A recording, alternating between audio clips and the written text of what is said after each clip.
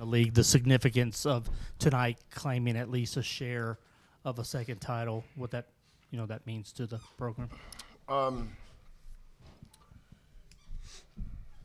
every team has its own identity with its own fabric and its own makeover. We work so hard when nobody's around, and I think when you put in the time and effort, you create your own expectations. I have no idea or really care about anybody else's. All that matters is ours. We prepare to be successful, but it's not easy to win in this league. I mean, it's hard to win on the road, it really is. What Grant and his program have done. Chris Beard and Grant both are really good friends of mine, and I know what they've done here. Of course, I remember coaching against James Dickey, and one of my all-time favorite players at Texas Tech was Andre Emmett. Some people probably don't even know who he is. I'm sure Houston people don't, but I do. I love that kid. Coach Knight had him in that passing game, and we could not. His basketball IQ was off the charts, how smart he was. And he hit so good on that baseline from 15, 17 feet. Winner. It's just, you'd accomplish something if you won against him. Emmett was good. I don't know if he was Big 12 Player of the Year, but he certainly could have been if he wasn't. But just a ton of respect for Texas Tech's program. One of my best friends is a Texas Tech graduate, so he's turned me into a Texas Tech guy, except when we play him. So, but proud of my team. Grant was shorthanded, and I'm sure that'll be the storyline for a lot of people. But there's that crowd and that old Red Raider quarterback that showed up. That had to be worth at least 10 points. That was a tough place in there. That crowd was awesome. Patrick Mahomes. I had a little conversation with him on the way in. I have a ton of respect for him. So proud of my team. I don't even know what's our conference record. 16. So 17. We got 3 left, right? Mm-hmm. So we just need to. We had a tough game Saturday. Bounce back, play Monday. Texas Tech. Once they get McMillan and Williams healthy, that's a team that can go a long way in March. I think they're really good. We'll go back left, Chris. To hold them 6 for 30 from 3, and some of those plays, that defense that might not even show in the box score, stopping some of their runouts. What did you see from your guys? Well, I thought we guarded them pretty good when they beat us in Houston. It's made tough. Look at this. Look at the last shot that Walton hit. The last one he made. I thought for sure he was going to foul him. I mean, his hand was here, and he got the ball a little bit over his finger. And it's a hard shot, but they were making all those shots in Houston that day.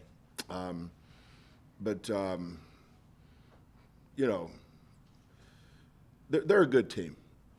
For us to do what we did tonight was great. But there's also an asterisk as far as I'm concerned. I don't sit here and beat. I mean, I think we've won.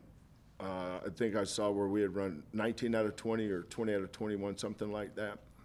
And we've beaten a lot of good teams. One at Arizona, one at West Virginia, one at Kansas. I mean, we got a really good team. But so does Texas Tech when they're healthy. They're really good too. Arizona's really good. We got some really, really good teams in this league, and you saw 2 of them tonight. One of them was a little short-handed. I'm really pulling for those guys to get back so they can get going in the NCAA tournament. The Big 12 tournament, whatever that holds is, but we know why we're where we want to have our success, all of us, and that's the NCAA tournament. Juwan, you've seen a couple different iterations of Texas Tech this year. They didn't have, obviously, JT with the ejection the last time. Now they don't have Darian and Chance.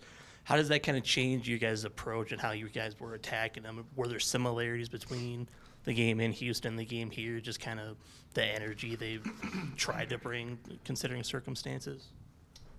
Yeah, like Coach say, they're a really good team. So even if they lose, one or two players, they still have a really good team. In Houston, when they lost Toppin and they had coach, it kind of boosted them up a lot. They started playing even harder.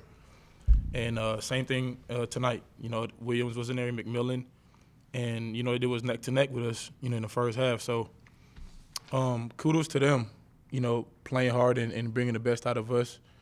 But I give all the credit to my teammates, especially coming in here and handling the adversity, with the crowd, everything. When they go on runs, Maldo's controlled the game, especially being, the point guard, getting everybody right and just letting everybody know, that we can win, just to believe, going into this environment. So I feel like just having everybody's back, especially in this environment, it kind of makes this team special. This can be for either one of you. I'm looking at Coach, drenched in sweat. I mean, he looks like you played on the court alongside with him. So what do you guys think that has to say about his dedication, his drive, and how involved he is throughout those 40 minutes? I'm gonna start because I've been with Coach the longest. This is my 6th year with Coach, and everything he does is to see us win. Even if it's it starts in practice too. He never lets us be up and down. He has a standard that he holds us up to, and I feel like playing hard for him is just the respect that we can give back to him. He coaches extremely hard, but that only makes us better. So him sweating in the timeouts and him screaming and him doing all that, I feel like it's a blessing. And you need a coach like that that's going to stay on you and make sure you never lower your standards. Nah, for sure. Coach is a competitor. You can tell how passionate he is about the game. He's been coaching for so long. I mean, you got to have so much passion to be doing that. But I love playing for Coach. And that's probably water too. We was celebrating in the locker room. Yeah. But nah, it's for sure. Great staff, great team, though, man. Yeah. Well, just a few games ago, we were talking in Arizona, and you were talking about how Coach sort of wanted you to take those shots, be more aggressive. When you guys were down, I think they had pulled within one possession. You hit that 3 late. Are those sort of the moments now that you feel a little bit more comfortable, or that's the time to take those shots? I mean, I just think that this team has so much belief in me. When my shots are there, they want me to shoot it.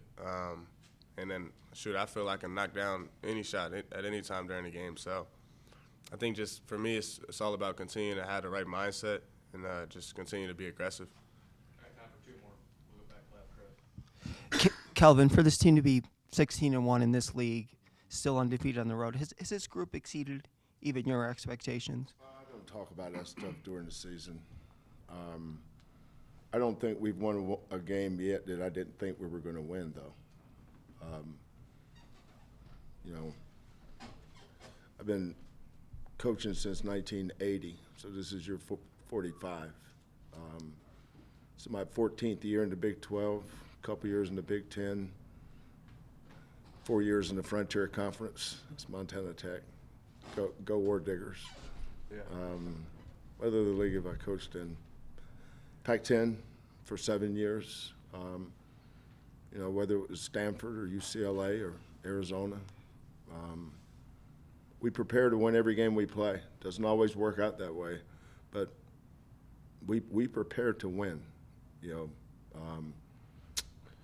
Doesn't always work out. I mean, we lose some, but our kids have such pride in the culture that we've built, and that And it shows. I haven't looked at my phone yet, but I bet I'll have 50 to 75 texts from former players.